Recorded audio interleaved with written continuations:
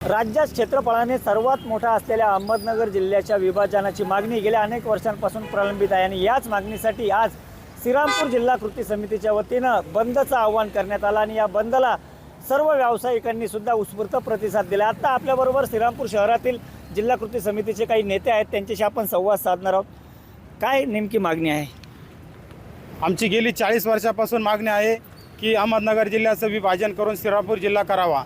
तर त्या निमित्तानं आम्ही आज स्वाभिमानी जिल्हा कृती समितीच्या वतीनं श्रीरामपूर बंद पुकारण्यात आला होता। त्याला सर्व श्रीरामपूरकरांनी स्वयंस्फूर्तीने कडकडीत बंद ठेवून जाहीर पाठिंबा दिलेला आहे आणि सरकारला आमची स्वाभिमानी जिल्हा कृती समितीच्या वतीने विनंती आहे का लवकरात लवकर तुम्ही श्रीरामपूर जिल्हा घोषित करावं, नाही तर याहीपेक्षा श्रीरामपूरकर उग्र स्वरूपाचं आंदोलन छेडतील अशी या ठिकाणी मी समितीच्या वतीने ग्वाही देतो। आणि निश्चितच जर पाहिलं तर या संदर्भात बोलण्यासाठी एक स्थानिक पत्रकार सुद्धा आपल्याबरोबर आला। आपण त्यांना विचारणार आहोत काय नेमकं कशामुळे ही मागणी पूर्ण होत नाही आहे। दुसऱ्या ठिकाणी सुद्धा मुख्यालयाची मागणी आहे, त्यामुळे हा विषय थांबलाय। गेल्या अनेक वर्षापासून अहमदनगर जिल्ह्याचं विभाजन करून नवीन जिल्ह्याचं मुख्यालय श्रीरामपूर व्हावे अशी अनेक वर्षापासूनची मागणी आहे। ज्यावेळी शरद पवार मुख्यमंत्री असताना सोनईमध्ये शरद पवार साहेबांनी श्रीरामपूर हा नवीन जिल्हा व्हावा यासाठी घोषणा केली होती। दुर्दैवाने पुढं राजकीय परिस्थिती बदलत राहिली, राजकीय मानसिकता नसल्यामुळे या जिल्हा विभाजनाचं जो प्रश्न आहे तो अजूनपर्यंत थांबलेला आहे। सरकारने यावर तातडीने निर्णय घ्यावा व श्रीरामपूर हा जिल्हा तयार करावा यासाठी जिल्हा कृती समितीने जे आंदोलन केलेलं आहे त्याला आज उत्स्फूर्त प्रतिसाद मिळालेला आहे।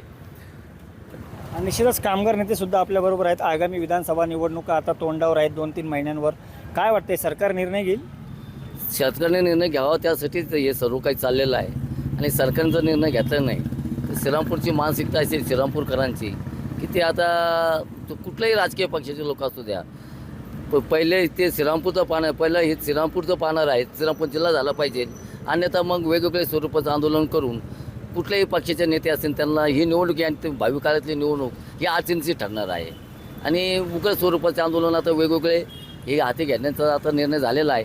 त्या दृष्टिकोनातून या सरकारला सळोकी पळ करण्याची ताकद श्रीरामपूरकरांमध्ये आहे। एकूणच जर पाहिलं तर आज जो बंद पुकारला आहे त्याला नागरिकांनी सुद्धा मोठा प्रतिसाद दिला आहे। जर सरकारनं मागणी मान्य केली नाही तर काय भूमिका श्रीरामपूरकरांची? याच्या पुढं याच्या जे सर्वपक्षीय जे आमदार खासदार जे नेते यांना श्रीरामपुरात अडवण्याची भूमिका सर्वसामान्य माणूस करीन, कारण जो त्याचं नाव सांगतो तो होऊन नाही दे ते नाही, हे बंद करून श्रीरामपूर जिल्हा हा केला पाहिजे अशी श्रीरामपूरकरांची मागणी आहे। निश्चितच जर पाहिलं तर कुठेतरी भविष्य काळात जर सरकारने निर्णय घेतला नाही, श्रीरामपूर जिल्हा हे मुख्यालय केलं नाही तर या ठिकाणी राजकीय नेतेच नव्हे तर सर्वच पक्षाच्या नेत्यांना अनेक अडचणींना सामोरं जावं लागेल आणि सरकारनं 15 ऑगस्टपूर्वी हा निर्णय घ्यावा असाच इशारा आता या ठिकाणी श्रीरामपूर जिल्हा कृती समितीनं दिला आहे। त्यामुळे सरकार नेमकं 15 ऑगस्टपूर्वी जिल्हा घोषणा करणार का, जिल्हा विभाजन होणार का हे पाहणं महत्त्वाचं असेल। राज्यात क्षेत्रफळाने सर्वात मोठा जिल्हा असलेला अहमदनगर जिल्हा आणि या जिल्ह्याचं विभाजन करण्याची मागणी गेल्या अनेक दशकांपासून सरकार दरबारी प्रलंबित आहे। श्रीरामपूर हे नवीन जिल्ह्याचं मुख्यालय व्हावं ही मागणी आता पुन्हा जोर धरू लागलेली आहे आणि याच मागणीसाठी सर्वपक्षीय संघटनांनी आज श्रीरामपूर बंदची हाक दिली आहे। आपण आणि या दृश्यात पाहू शकतो की या आव्हानाला प्रतिसाद देत श्रीरामपूर शहर हे कडकडीत बंद ठेवण्यात आलेलं आहे। सर्व आस्थापना असतील, व्यवसाय असतील आणि व्यापाऱ्यांनी या बंदमध्ये उत्स्फूर्तपणे सहभाग घेत आपली दुकानं ही बंद ठेवलेली आहेत। एकूणच जर पाहिलं तर गेल्या अनेक वर्षांपासून अहमदनगर जिल्ह्याचं विभाजन होण्याची मागणी आहे।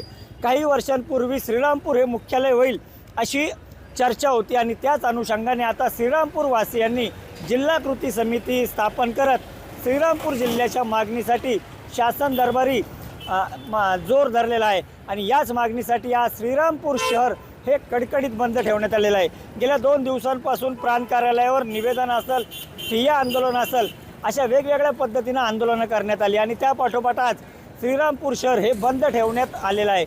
एकूणच जर पाहिलं तर जिल्ह्याचं विभाजन झाल्यानंतर नवीन मुख्यालयासाठी श्रीरामपूर आणि संगमनेर या 2 तालुक्यांमध्ये स्पर्धा आहे आणि या दोन्ही तालुक्यांची असलेली मुख्यालयाची मागणीमुळेच कुठेतरी अद्यापही यावर शासनानं निर्णय घेतला नाही। त्यातच शिर्डीमध्ये अप्पर जिल्हाधिकारी कार्यालय सुरू झालं आहे, MIDC सुरू होते, त्यामुळे कुठेतरी श्रीरामपूरचं मुख्यालय होणारं मुख्यालय हे दुसरीकडे जाते की काय अशी शंका श्रीरामपूरमधील नागरिकांना आहे. आणि त्याचमुळे आज सर्वपक्षीय संघटनांनी मोठं आंदोलन करत या ठिकाणी श्रीरामपूर शहर बंद ठेवण्याचा निर्णय घेतला.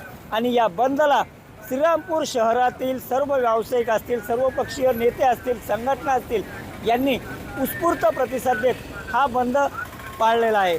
नितीन ओझा, ABP माझा, श्रीरामपूर. ABP माझा, उघडा डोळे बघा नीट.